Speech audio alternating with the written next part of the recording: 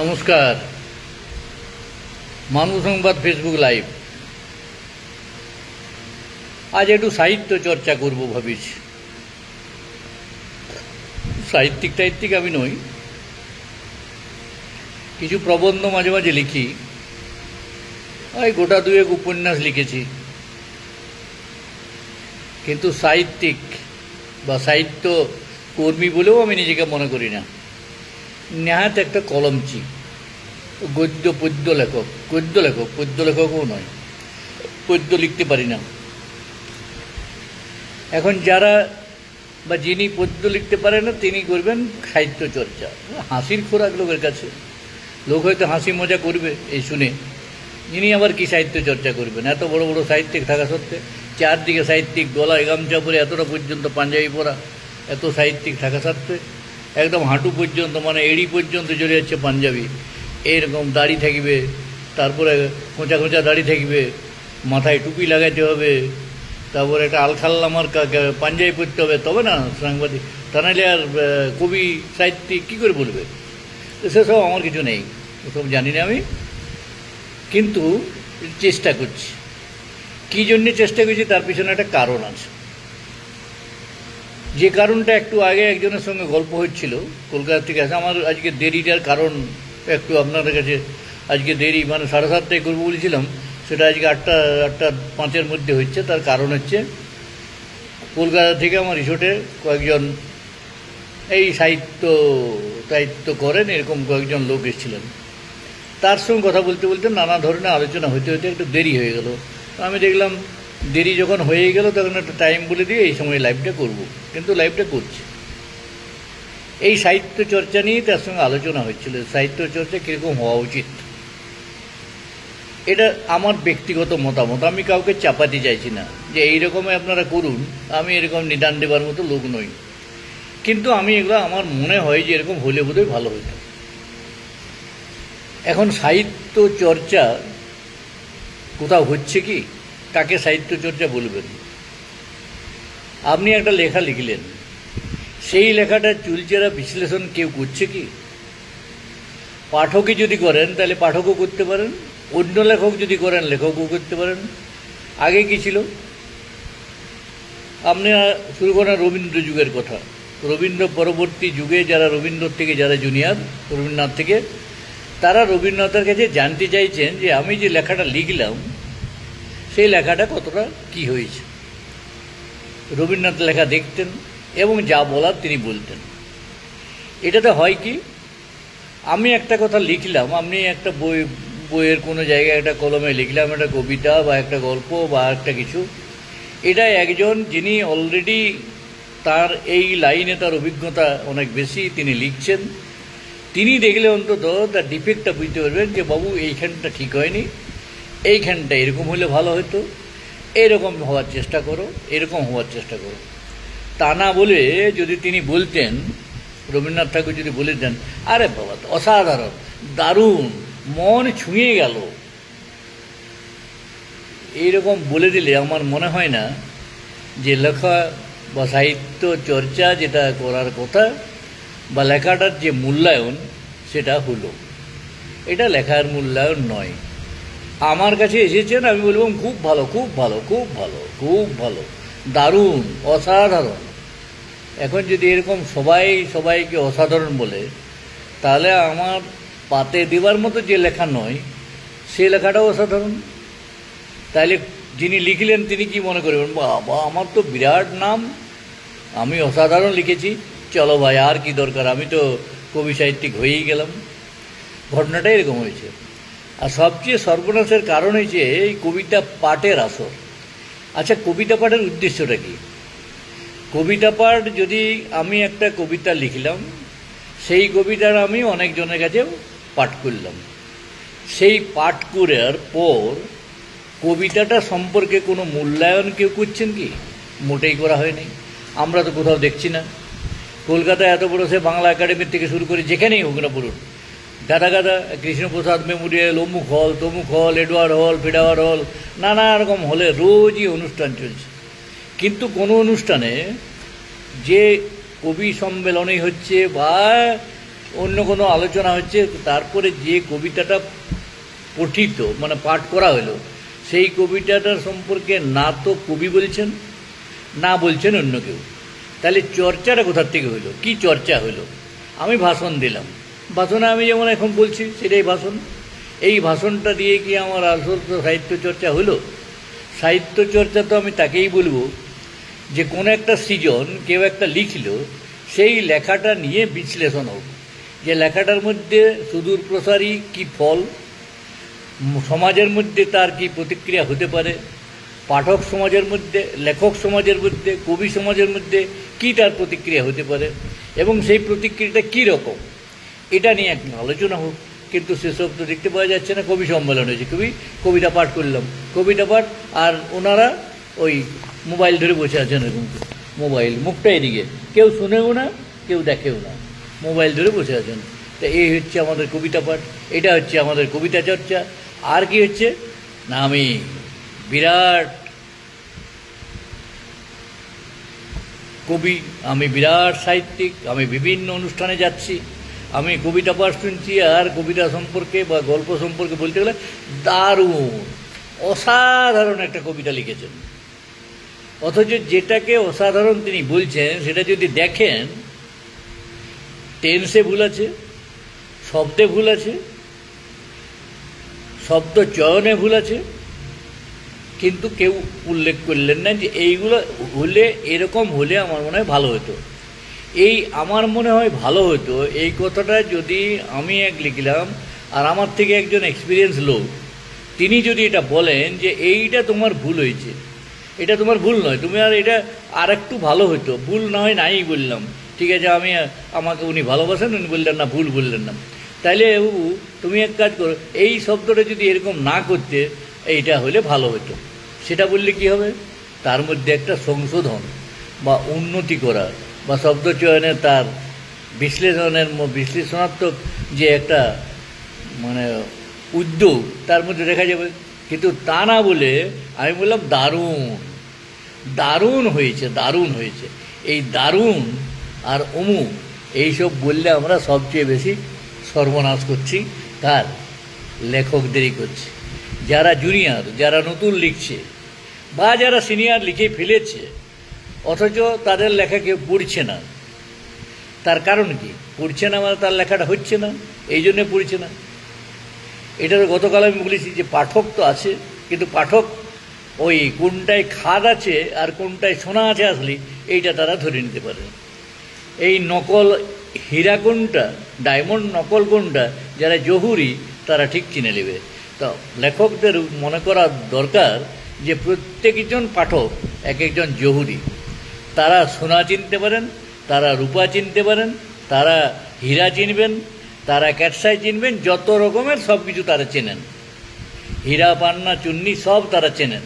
এইটি যদি আমি মনে করতে পারি আমি লেখার মধ্যে, তাহলে বুঝবো যে হ্যাঁ আমি লেখক হয়েছি।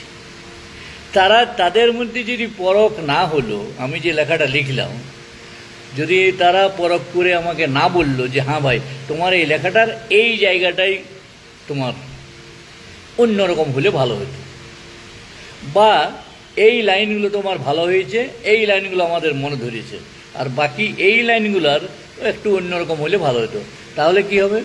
তাহলে রেকটিফিকেশন হবে, সংশোধন হবে। পরের লেখাটা যিনি তখন লিখবেন, তিনি যখন লিখবেন তখন সেই লেখার মধ্যে তার পরিবর্তনটা দেখা যাবে। এখানে যারা কমেন্ট করছেন তারা সবাই সিনিয়র লোক, আমি তাদেরকে তো আর অন্য কিছু বলতে পারবো না। তারা শুনুন, যদি আমার কথা ভালো লাগে তাহলে তারা ভালো লাগে। আমি দু চারটা আজকে আমার কাছে লেখা আছে, সেই লেখাগুলো আমি দু চারটা পড়ব।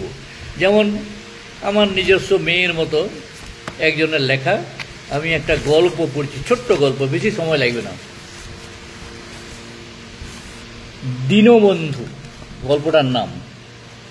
কি এক অমোঘ আকর্ষণ জানি না, তবে এই আকর্ষণ অস্বীকার করার কোনো ইচ্ছা বা চেষ্টা কোনোটাই আমার নেই। নতুন ম্যাডাম ট্রান্সফার হয়ে নতুন স্কুলে আসায় এই নাম আমাদের ক্লাসে আসবে না। নতুন ম্যাডাম আমাদের ক্লাসে চলো, ক্লাস 3 4 আর 5-এর ছোট ছোট বাচ্চাগুলো কাদের আবদার রাখবো, কাদেরটা ফেলবো বুঝতে পারছি না। নতুন ম্যাডাম চলো আজকে আমাদের ঘরে খাবে। টেবিল ভর্তি ফুল, আমার জন্য ফুল আনতে গিয়ে বকুনি খাওয়া, বাগানের মটরশুঁটি, কুল পাকা, চকলেট, কত কি যে পেলাম ওদের ভালোবাসার উপহার হিসাবে। এ পাওয়ার কোনো সংজ্ঞা হয় না। আজ গেছিলাম ক্লাস 5-এ, রোল কল করে বললাম দেখি সবাই বাংলা বইটা বের করো তো। মন দিয়ে পড়াতে শুরু করলাম। একটু পরেই লক্ষ্য করলাম দীনবন্ধুকে। পড়ার দিকে একটুও মন নেই। না বকে সামনে এগিয়ে গেলাম সমস্যাটা কি বোঝার চেষ্টায়। গিয়ে যা দেখলাম তার জন্য একেবারেই প্রস্তুত ছিলাম না। একটা 20 টাকার নোট গালের সঙ্গে লাগিয়ে চোখ বন্ধ করে বসে আছে দীনবন্ধু। ব্যাপারটা ঠিক কি বুঝতে না পেরে স্কুলে টাকা নিয়ে এসছিস কেন? বুঝতে না পেরে জিজ্ঞেস করলে আর কি, স্কুলে টাকা নিয়ে এসছিস কেন, দে আমাকে টাকাটা বলে ধমক লাগালাম। দীনবন্ধু তাড়াতাড়ি টাকাটা বুক পকেটে ঢুকিয়ে বলল, না ম্যাডাম দিব নাই, এটা আমার বাবা দিয়েছে, বাবা কাল এসেছিল। ও কি বাবাকে অনুভব করছিলি? আমি বাধা দিলাম, আর পারলাম না পড়াতে। সেই মুহূর্তে আমার সমস্ত চিন্তা শক্তি গ্রাস করে নিয়েছিল ওই এক টুকরো দৃশ্য। পড়াশোনার স্বপ্ন, মানুষ করার স্বপ্ন, ভালো থাকার স্বপ্ন, নিশ্চিত খাবারের স্বপ্ন, সুনিশ্চিত ভবিষ্যতের স্বপ্ন যে একটা সরল নিষ্পাপ শিশুকে কিভাবে দূরে ঠেলে দিয়েছে তার বাবার সান্নিধ্য থেকে তা চাক্ষুষ করলাম। যতই যা ঘটে যাক, দীনবন্ধু কিন্তু নিজের বুকের মাঝেই আগলে রাখলো নিজের বট গাছটাকে।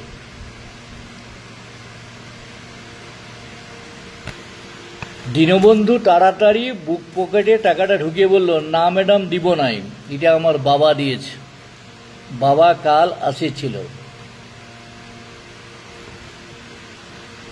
কি আকুতি!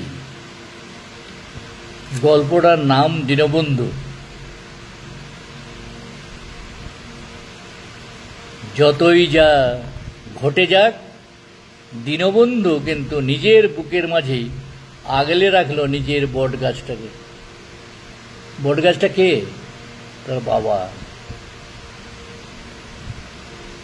ভালো লিখেছে না?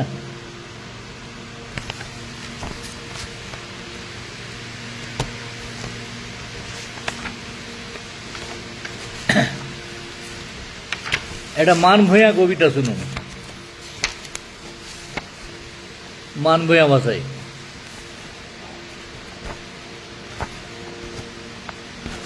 দেশে গরিব দুঃখীর কথা কেউ ভাবে নাই, ইটো জানে নাই আমরাই জাতির মেরুদণ্ড। হামদের পরিশ্রমের অন্নই গিলছে সবাই, একদিন কামে না আইলে গু গোবরে একাকার হয়ে যায় শহরটা। বুঝতে পারছেন নিশ্চয়ই? কিন্তু আমরা মানুষের ঠিনে কখনো সহানুভূতিটুকুও পাই নাই। পেটের দায়ে এইসব কাম কাজ করি, দেশে কি দয়া মায়া লাই রে বাপ। ছুতুমার্গির দল সুধাই বলে ছুস না, এমন আচারের মুহে ঝাঁটা মারি। ইচ্ছা করে সকল গরিব দুঃখী মানুষদের জড়ো করে বলবো, ইয়াদের ফুটানের বিকারটা ভাঙিয়ে দাও, যাতে চোখটা খুলে দেখে আমরা গরিব হলেও মানুষ বটি। উয়ারের মতন লাল রকত বইছে হামদের গায়েও। হামদের দেশের বড় মানুষগুলান শতাব্দী ধরে হামদেরকে মায়াচক্রে ফেলে হীন ভাবাপন্ন করে রেখেছে। বলে তোরা অসুচি, নৈরাশ্যের অন্ধকারে তাদের জন্ম, তবু আমরা কাউকে দোষারোপ করি নাই। সকল দুঃখ নিজেদের কাঁধেই নিয়ে বাঁচে আছি, আর বাঁচে থাকবো। কবিতাটা সারমর্মটা কি? গরিব দুঃখীর কথা কেউ ভাবে নাই, এটার থেকে বাস্তব সত্য আর কিছু আছে কি? গরিব দুঃখীর কথা কেউ ভাবে নাই, সত্যি তো ভাবে নাই। এই যে সকালে যে লোকটি আমার বাড়িতে কাজ করতে আসছে, তার বাড়ির কি সমস্যা আমরা কি এক দুটো প্রশ্ন করে তাকে জিজ্ঞেস করেছি যে তাই তো বাবু তোমার ছেলেপুলে খেতে পেয়েছে কিনা, তোমার স্বামী কি করছে, কোনো কাজ করে কিনা আমরা দেখি না। আমরা কি রেখে এত দেরি করে এলি, একটু দেরি করে এলি, তাইলে এইটা কর, ওইটা কর, এইটা কর, ওইটা কর। সঙ্গে সঙ্গে আমি কাজ বলে দিলাম তাকে। তার শরীর ঠিক আছে কিনা কোনোদিন খোঁজ নিইনি, তার জ্বর অসুখ হচ্ছে কিনা কোনোদিন খোঁজ নিই, তার ওষুধ করতে হচ্ছে কিনা খোঁজ নিইনি। হ্যাঁ, আমি কিন্তু এটা ব্যতিক্রম নেই আমি বলবো না, আছে ব্যতিক্রম, আছে ব্যতিক্রম, আছে ব্যতিক্রম, অনেকটাই ব্যতিক্রম আছে, অনেকেই ব্যতিক্রম আছে, কিন্তু আমরা এই খবরটা নিই না। এখানে কবিতায় কবি কি বলছে, ভাবনা। গরিবী লোকের কথা কেউ ভাবে নাই।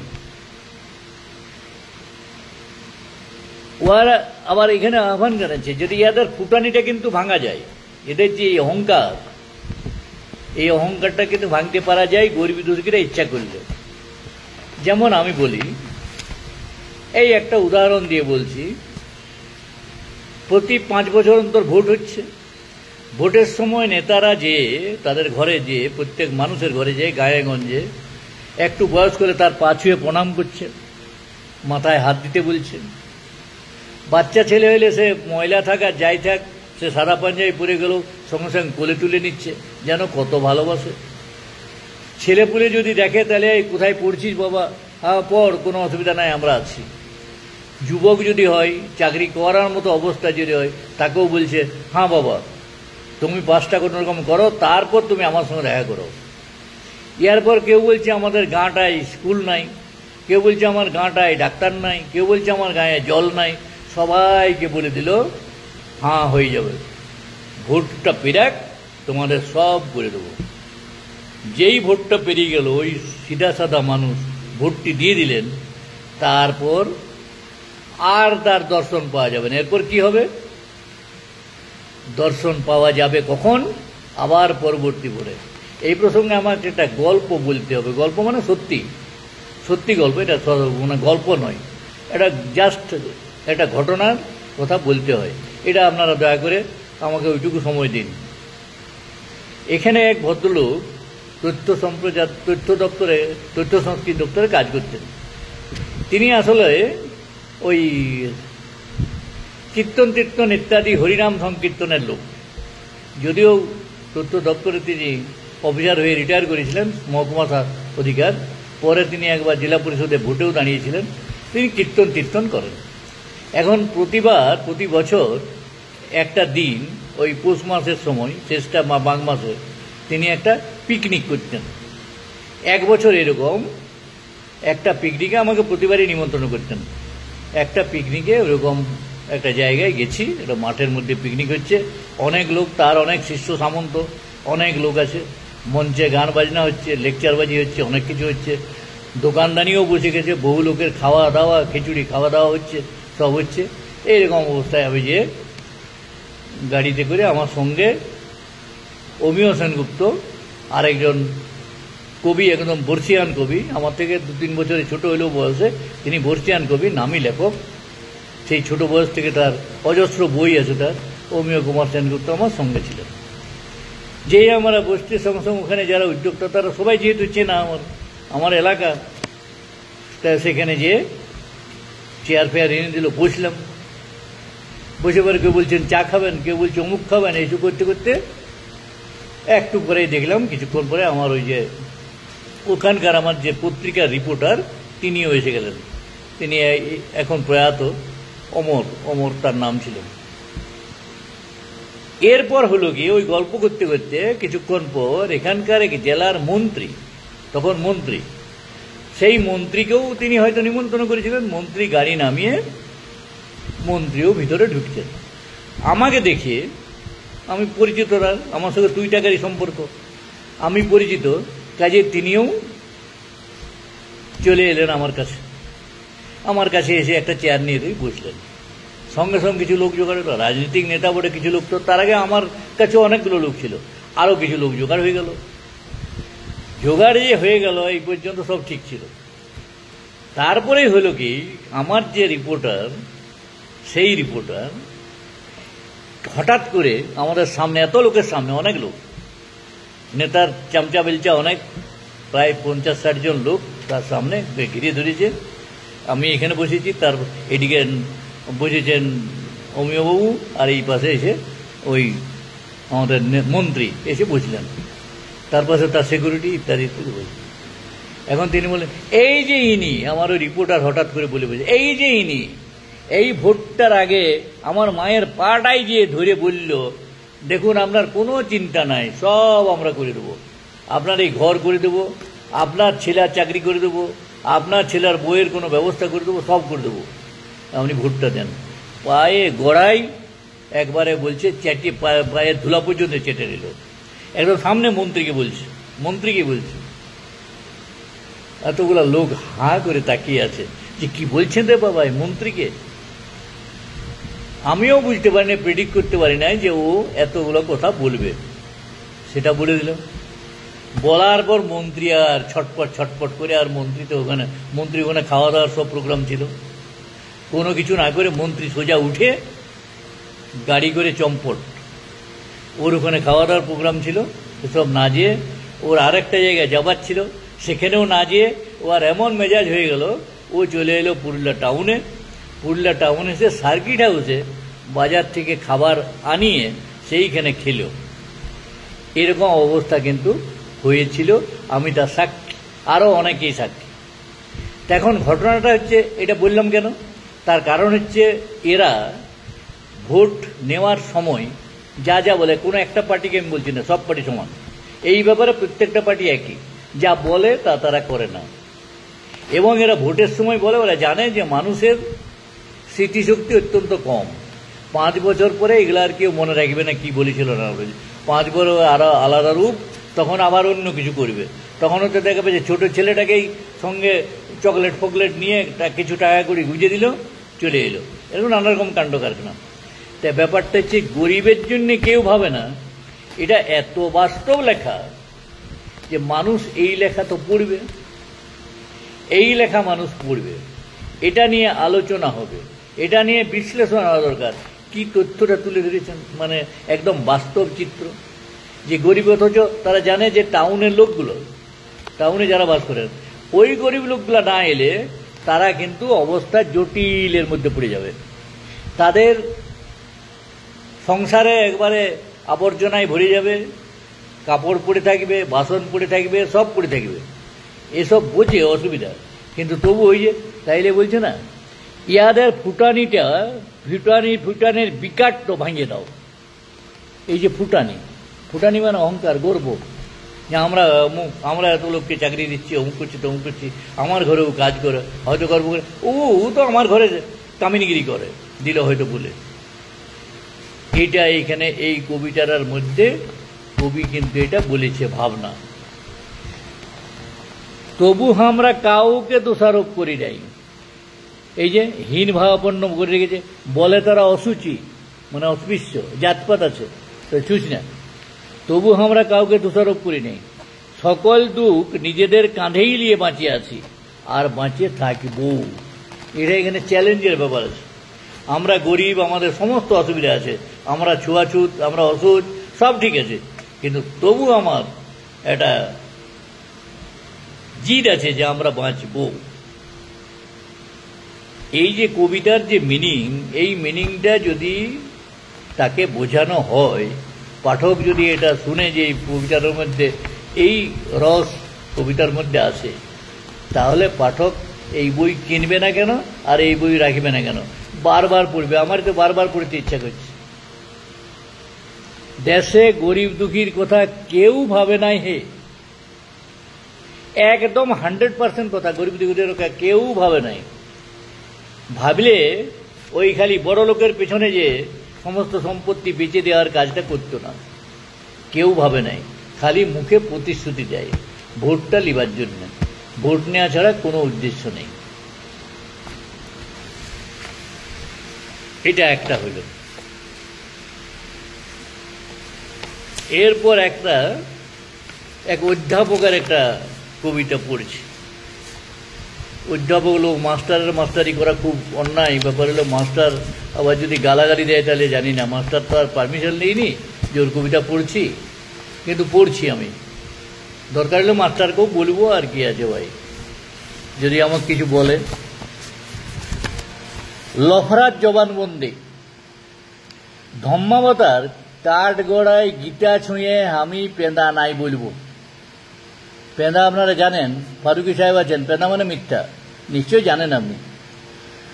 কুসমিকে হামিয়েই মারিয়েছি তজর। তোমরা বলবে না কেনে, শুনুন তাইলে। কুসমির সঙ্গে আমার বিহা তা হইল বছর 2-1। ভালোই ছিলি আমরা, সুখে দুঃখে দিন পেরিয়াছ। আমি ক্ষেত যাচ্ছি আর ও ঘর সামলাচ্ছি। গাঁয়ের বোঝা আসত আমার ঘর। কুসমি ওয়াল লাগিয়ে চা জল দিত। বোঝা কুসমির কাছেই হামকে বলতো, কুসমিকে তুই সামালতে নাই পারিস। শুনে কুসমি হাসত আর আমার জ্বলন হইত। তা হুজুর একদিন আমি ক্ষেত যাবার আগে বলে গেলি, শুন কুসমি, রজ রজ শাকপাত নাই রুচ্ছে, আজটুকু পোস্তু বাঁচে রাখবি। বেলায় আসিয়ে চান করে খাতে বসলি। কুসমি লাউ শাকের ঝোল আর ভাত বাড়াইল। আমি শুধালি, আর পোস্তু? কুসমি বললে, নাইন খেয়ে আমি কি বিয়াবো? শুনে হুজুর আমার মাথায় খুন চাপিয়ে গেল। হামদের ছাছুয়া নাই হয়। কর্তামার খুড়িমা বউটাকে বাঁঝা বলতো, আর কুসমি হামকে।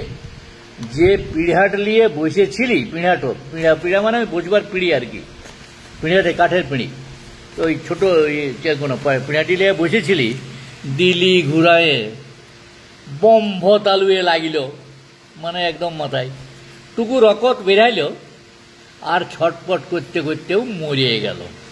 হুজুর আমি দোষী, আমি পাপী, আমি আজ বুঝলি এই জগতে গরিবের সংসারে এটাই নিয়ম। আমরা ভাবি এক আর ঠাকুর করে আর এক। হ্যাঁ হুজুর, আমাকে যা সাজা দিবার দাও এবারে। এরকম একটা ঘটনা এখানেও হয়েছিল। এক ভদ্রলোক, একজন লোক তার বউকে কেটে দিয়েছে। কেটে তার মুন্ডুটাকে নিয়ে আর থানায় এসেছে, এই বলরামপুর থানাতে। তার কাটা মুন্ডুটাকে নিয়ে এসে বলছে, এই দেখুন হুজুর, আমি বউকে মারিয়েছি, এই নেন মুন্ডু, আমাকে যা করার করুন। গরিব লোকের পুঁজি কি? এই রাগ, অভিমান, এছাড়া কি পুঁজি থাকবে? এইটাকে যে তুলে ধরতে পেরেছেন এই যে অধ্যাপক মানভূয়া ভাষায়, তার অভিজ্ঞতা না থাকলে, তিনি যদি না দেখেন এইসব ঘটনা, যদি না জানেন, তাহলে কিন্তু বলতে পারতেন না। তাহলে এইগুলো হচ্ছে কবিতার বিশ্লেষণ, আর এই কবিতাগুলোই হচ্ছে জনমুখী কবিতা, মানুষকে নিয়ে কবিতা। এইগুলো যদি কবিতা বা লেখা এরকম হয়, তাহলে পাঠক পাঠ করবেন, এবং এর জন্যে পাঠক আছে, এ নিয়ে কোনো সন্দেহ নেই। যারা মনে করছেন আমাদের বই বিক্রি হচ্ছে না, তারা ভুল। তাদের লেখা ভালো নয়, লেখাটা মানুষ গ্রহণ করছে না, তার জন্য বই বিক্রি হচ্ছে না। ওইটা বললাম, আমি এই কিছুক্ষণ আগে আমি কোনো লোককে বলিনি আমার বইগুলো কিনুন, টেবিলে রাখা আছে। ওই যারা এসেছিলেন তারা সব একটা করে বই নিয়ে এসে আর বলছে, এখানটা লিখে দেন একটু। বলি, বলুন আপনার নাম কি?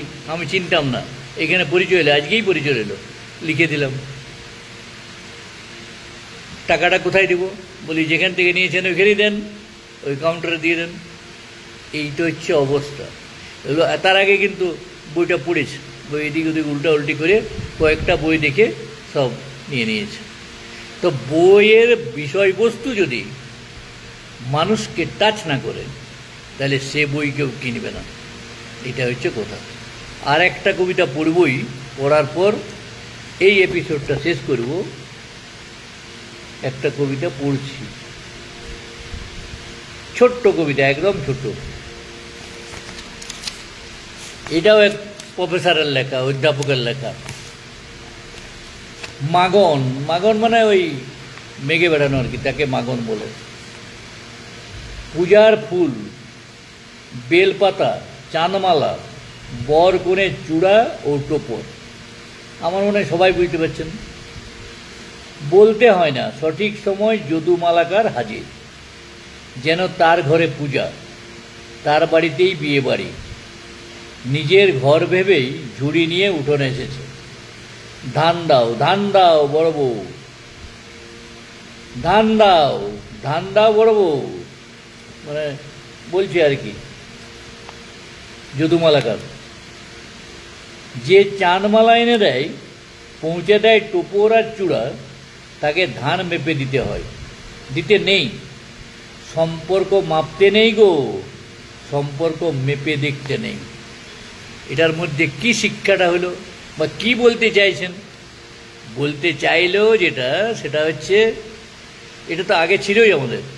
আগেরকার বিয়ে বাড়িতে বা কোনো অনুষ্ঠান বাড়ি হলে ও বিভিন্ন কাজের জন্যে যে ডালা টুকি ইত্যাদিতে তাদের বাড়ির থেকে আসতো, তেমনি চাঁদমালার থেকে আরম্ভ করে ফুল পিটারি ইত্যাদি ইত্যাদি নানা জিনিস নিয়ে সব লাগতো। তার বদলে ধান দেওয়া হতো, ধান দেওয়া হতো, ধান, পয়সা কড়ি ব্যাপার ছিল না, ধান দেওয়া হতো। যেমন আমাদের জমিদার এই আমল আমাদের কী ছিল, নাপিত ছিল গ্রামে, তাহলে নাপিতের কাজ সারা বছর ধরে করবে, তার জন্যে এত ধান, এত জমি দেওয়া আছে, আর প্লাস কিছু ধান দেওয়া হতো।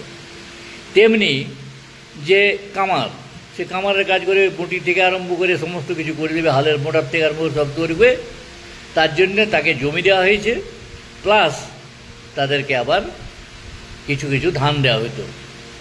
তেমনি কুমার হাঁড়ি করা করতো। আগে তো আর অ্যালুমিনিয়াম ফিলুমিনিয়াম আমরা হাঁড়ি টাড়ি ছিল না, সব মাটির হাঁড়িতেই হইতো, মাটির হাঁড়িতেই, মাটির খাপড়ি, মাটির সরা, সব মাটিতেই হইতো। জল রাখার জন্য মাটির কলসি, সব মাটি হইতো, তাহলে কুমোর দরকার। তেমনি চাষ যারা করতো তাদেরকেও, মানে চাষের যে বাগাল খাটতো, বাগাল মানে হচ্ছে ওই ঘরের গরু বাছুর যারা রাখে সেই বাগাল। আমার এগুলো বলার দরকার হচ্ছে না, কারণ যারা এখানে আছেন বা শুনছেন তারা সবাই এগুলো বোঝেন মোটামুটি। তা এই যে রাখা হতো তার কারণটা কি? এইটার মধ্যে হচ্ছে কি, এই যে কাকা বাবা জ্যাঠা সম্পর্কটা আগে ছিল, এখন আছে? কেন নেই? নেই মানে মানুষের সম্পর্ক ছেদ হয়ে গেছে, এই জিনিসটা আর নেই। এখন নাপিতরা নাপিতের কাজ করে না, কামার কামারের কাজ করে না, কুমোর কুমোরের কাজ করে না, তাদের চলছে না। করে না তার পিছনে কারণ আছে, অর্থনৈতিক কারণ, চলছে না।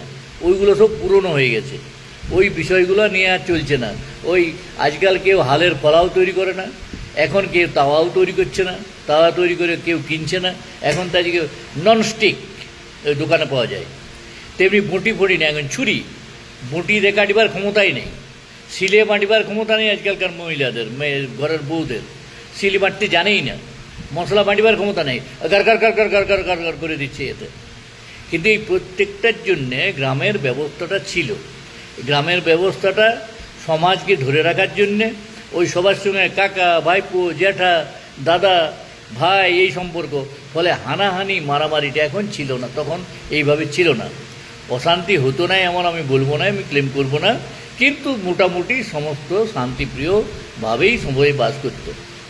এখন সাহিত্যে এই কথাগুলো, এই যে তো মানে যে কথাগুলো কবিতাটার মধ্যে আছে, সেটা তো বাস্তব একটা চিত্র। এই প্রজন্ম এগুলো জানেই না, তাদেরকে জানানোটারও প্রয়োজন আছে। তারা জানবে কী করে যে এটা আমার পরিবারে এটা ছিল, আমাদের পূর্বপুরুষ, আমার বাবা কাকারা এই জিনিসটা ছিল আগে, আমাদের মা জেঠিমা ঠাকুমারা এইভাবে লোকেদের সঙ্গে সম্পর্ক রাখতো। ধান দাও গো বড় বউ, কিসের বদলে? ওই চাঁদমালা ইত্যাদি ইত্যাদি বরকনের টোপর টোপর সব এনে দিয়েছে, তার বদলে ধান দাও। বলেনি আমাকে 10 টাকা দাও, কে 20 টাকা দাও, 100 টাকা দাও। এইগুলো যদি চর্চা হয়, তাহলে মানুষের মধ্যে যারা লেখালেখি করছেন তাদের একটা যেমন আগ্রহ বাড়বে, তেমনি যেটুকু তার ভুল হচ্ছে বা যেটুকু তার খামতি রয়েছে, সেই খামতিগুলোও পূরণ হতে পারে। কিন্তু আমরা সেই কাজটা করছি না। যারা প্রবীণ, যারা অনেক দিন ধরে লেখালেখি করছেন, তারা এগুলো নিয়ে অত্যন্ত নির্লিপ্ত। যে যা পাচ্ছে করুক, সবাইকে বলে দেবো অসাধারণ, তোমার কবিতা অসাধারণ, তোমার গল্প অসাধারণ। এরপর কি অসাধারণ? না যে লেখক সে বলছে, আর না যে বিশ্লেষক সে বলছে। তার মানে কোনো বিশ্লেষণা হচ্ছে না। বিশ্লেষণ না হওয়ার ফলে কি হচ্ছে, মানুষ পাঠকরা জানতে পারছেন না যে এর ভিতরে কী আছে। একটা হাঁড়ি, তার ভিতরে সাপ আছে না ব্যাঙ আছে না গুড় আছে, সেটা আমি জানবো কি? না জল আছে, না ধান আছে, না কুত্তি আছে, না আমরু আছে, না সেমাকুল আছে, না চাল আছে, কি করে বুঝবো? হাত দিয়ে নাড়বো তবে না। তেমনি একটা লেখা বেরোলো, সেটা যদি কালচার না হয়, সেটা যদি বিশ্লেষণ না হয়, সেটা নিয়ে যদি আলোচনা না হয়, তাহলে চর্চা কাকে বলে? আমরা সাহিত্য চর্চা করি, আমরা ঘন্টা করছি, আমরা কিছুই করি না। আমরা রিডিং পড়ছি, কেউ শুনে না, সবাই মোবাইল নিয়ে ব্যস্ত, সব মোবাইলটা ব্যস্ত। এই মোবাইল নিয়ে প্রথমত কোনো অনুষ্ঠানে মোবাইল নিয়ে বসাটাকে বন্ধ করতে হবে, সেটাই তো করা হচ্ছে না। মোবাইল নিয়ে সব মোবাইল দেখছে, ওদিকে উনি পাঠ করলেন চলে গেলেন। এই যে বইমেলাগুলো, এই বইমেলাকে কবি সম্মেলন হয়, এর থেকে হাস্য করার কিছু আছে কি? এর থেকে হাস্যকরী শেষ যিনি কবিতা পাঠ করছেন, তিনি একাই পাঠক, একাই কবি, একাই শ্রোতা, আর কেউ সামনে নেই, সব সামনে ফাঁকা।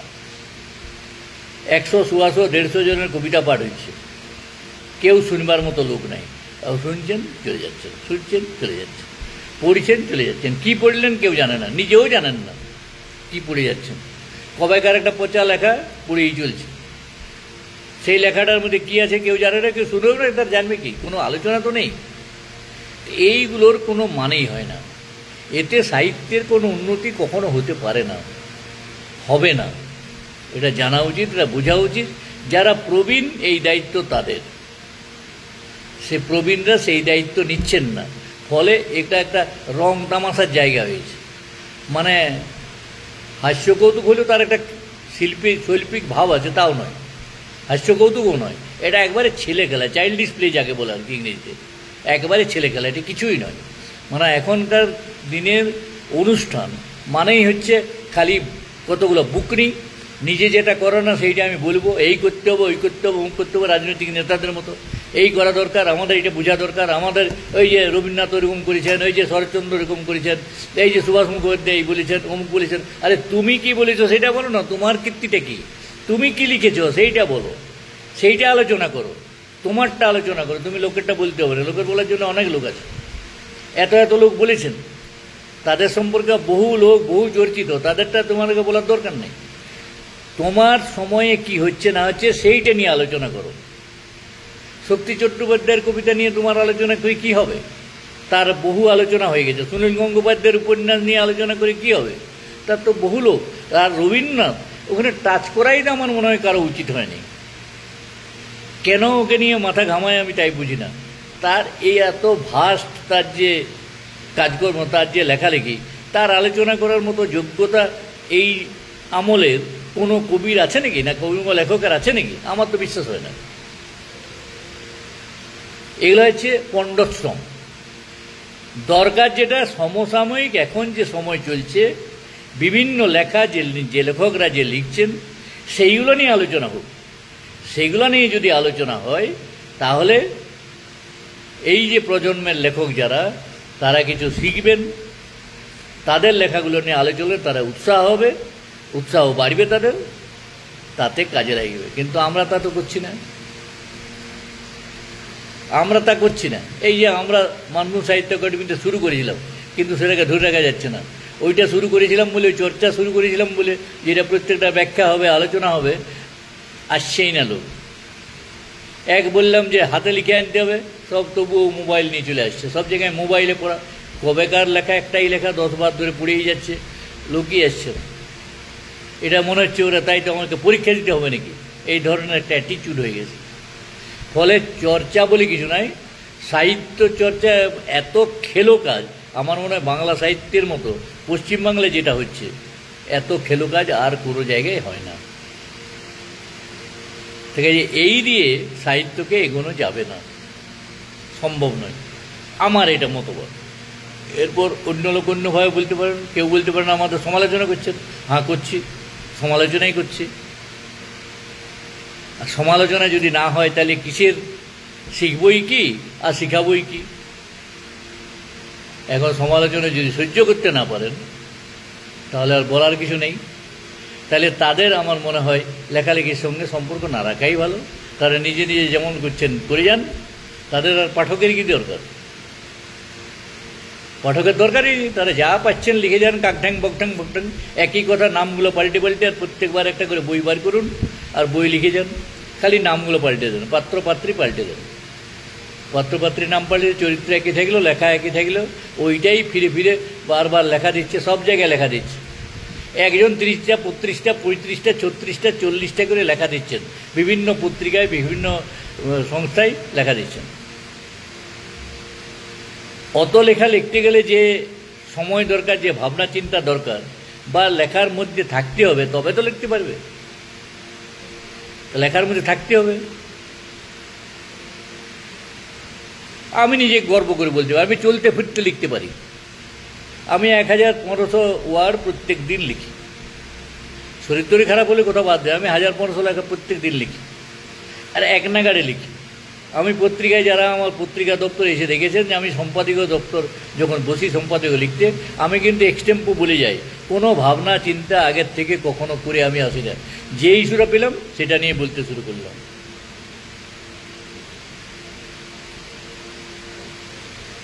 তার মানে আমি বিরাট পণ্ডিত আমি তা বলছি না, আমি এটা করি, আমি সেটা বলছি। এটা খারাপ না ভালো সে বিচার করার ভার পাঠকদের। এই এক পাঠককে যেমন আমি এখনই কিছুক্ষণ আগে যাকে দেখলাম, তিনি বইটা সই করাবার আগে বইটার আপনার দুটা বক্তব্য, দুটা লেখার সম্পর্কে আমাকে বলে দিলেন। তার মানে তিনি পড়িলেন, পড়ে আমাকে বলে দিলেন, এটা আপনি লিখেছেন, কি করে লিখলেন? আপনাকে কেউ গাল দেয়নি?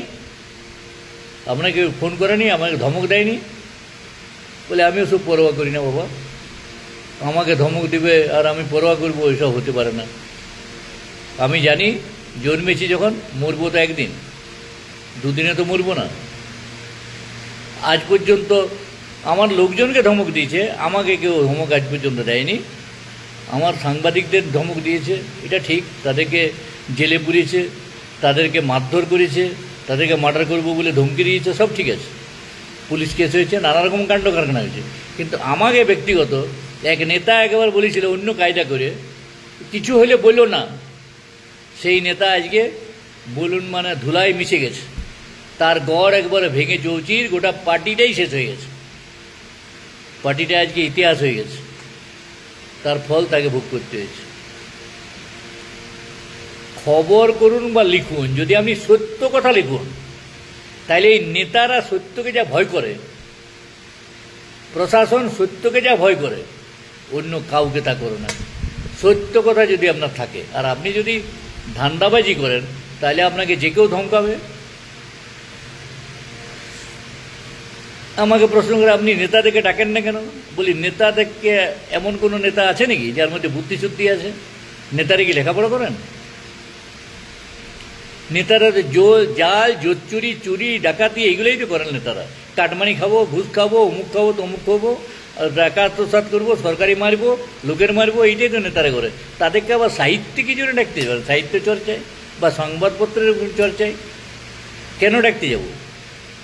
আমার কি লিবার আছে ওর কাছ থেকে? আমার নেবারও নেই, দেবারও নেই, হারাবারও নাই। আমার ওরা কিছু করতেও পারবে না, আমার প্রয়োজনই নেই। তো আমি ডাকবো কি জন্য? খোসামতি আমি করবো কেন? আমি খোসামতি করব সত্যের, যারা সত্যপথ থাকে। আমি খোসামতি করব গুণীদের, যাদের গুণ আছে। আমি বিশিষ্টজন, কোনো পদ আছে বলে বিশিষ্টজন কাউকে মনে করি না। এই প্রসঙ্গে একটা কথা বলি, আমাদের বামপন্থী দলের একজন বয়স্ক লোক, তাকে সব জায়গায় বিশিষ্ট শিক্ষাবিদ। তার শিক্ষার যোগ্যতা কতটা? তখনকার আমলে ইন্টারমিডিয়েট শিক্ষার যোগ্যতা। বিশিষ্ট শিক্ষাবিদ। আমি লিখতে শুরু করলাম কাগজে বিশিষ্ট শিক্ষাবিদ, যত ম্যাট্রিকুলেট আছে সবাইকে লিখতে শুরু করলাম বিশিষ্ট শিক্ষাবিদ। লেখাই ছেড়ে দিলেন উনি, আর বিশিষ্ট শিক্ষাবিদ কোথাও লিখতেন না। তখন কি লিখলেন? জেলা পরিষদের বরিষ্ঠ পরিকল্পনা কমিটির সদস্য, বরিষ্ঠ সদস্য লিখতে শুরু করলেন। পাল্টাই প্রশাসন, পার্টি সবাই লেখাকে ভয় করে যদি সেই লেখার মধ্যে কোনো দম থাকে। আর যদি দম না থাকে তাহলে গ্রাহ্য করে না, পায়ের লাতা মনে করে। তাহলে জানে যেগুলো কুত্তার দল এসেছে, না পকেট থেকে একটা 500 টাকার নোট বার করে দিয়ে দিল, হয়ে গেল। কুত্তাগো ঝিলিপি দিয়া বলে একটা জিনিস আছে। কুত্তাগো ঝিলিপি দিয়া এক অবাঙালি ব্যবসায়ী দোকানে বসেছে, আর এক ধান্নাবাজ লোক যে বলেছে, আমি নামগুলো আর বলছি না, মানে কোথাকার লোক না বলছি না, যে এসেছে তাকে বলছে, এই কুত্তাকে জিলিপি দো, যে সেঠজি বলছে আর কি, ওর কর্মচারীকে, কুত্তাকে জিলিপি দো, মানে ওকে কিছু দিয়ে দাও 2-5 টাকা, কুত্তাকে জিলিপি দো মানেটা হচ্ছে এরকম, ওই বাসি রুটি ছুঁড়ে দাও নেতারা এটাই করে। নেতারা বস মানায়, পোষ মানায়, বস বানান। এই যে আজকে দেখেন কবি সাহিত্যিকদের আজকে কি অবস্থা, এই যে দাড়িওয়ালা কবির কি অবস্থা আজকে দেখতে পাচ্ছেন। কারণ কি? ওই যে সমঝোতা, কিছু পাওয়ার লোভে সমঝোতা। যদি সমঝোতা করেছো প্রশাসনের সঙ্গে, তাহলে তোমার বুকে পা দেবে ওরা, এইটা হচ্ছে নিয়ম। তোমাকে মনে করবে পিয়ন। আপনারা দেখতে পাচ্ছেন আইএস, বড় বড় আইএস আইপিএস সবাইকে তুই টাকারি করে যা খুশি তাই করছেন নেত্রী। কারো হিম্মত আছে দাঁড়িয়ে? ভুল ভাল সব শুনছে। এদিকে ডক্টর, সব আইএস ডক্টরেট, আর এদিকে বলছে কি বলে ওই রবীন্দ্রনাথ গান্ধীজির অনশন ভাঙাচ্ছে রবীন্দ্রনাথ। কবে রবীন্দ্রনাথ মারা গিয়ে ভূত হয়ে গেছেন, তিনি 48 সালে যে অনশন 47 সালে অনশন ভাঙাচ্ছেন। এই কথাগুলো ওইখানে এত মঞ্চে নামি নামি সব লোক, ওই আমাদের দাড়িওয়ালাগুলো সব যে বসে আছেন ওখানে শুনছেন চুপচাপ। কারো বলার হিম্মত নাই, ম্যাডাম এটা ঠিক হয়নি, এটা ভুল বলছেন, বলার ক্ষমতা নেই। তার কারণ কি? কম্প্রোমাইজ।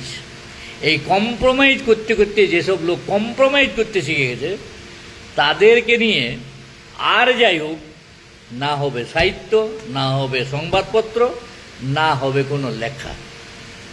তারা খালি হাত জোড় করতেই জানে, ওই হাত জোড় করেই সারা জীবন কাটাবে। আজকে যারা দীর্ঘক্ষণ ধরে আছেন আমার সঙ্গে, কিশোরদা, গঙ্গাধর সরকার আর ইলিয়াস ফারুকি সাহেবরা একনিষ্ঠ হয়ে মনোনিবেশ করে বসে আছেন, খুব ভালো লাগছে। তিনি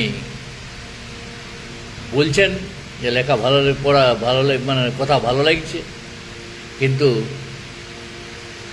একমতই হচ্ছেন ধরা যাবে যে তিনিও এটাই চাইছেন। এটা তার থেকেই, তার কথা থেকেই প্রমাণ হয়। যাই হোক, আর বেশিক্ষণ বকলে ওদের অধৈর্য হবে, কাজেই আজকের কথা এখানেই শেষ করছি। আপনারা সকলে ভালো থাকেন। শুভরাত্রি, ধন্যবাদ, নমস্কার।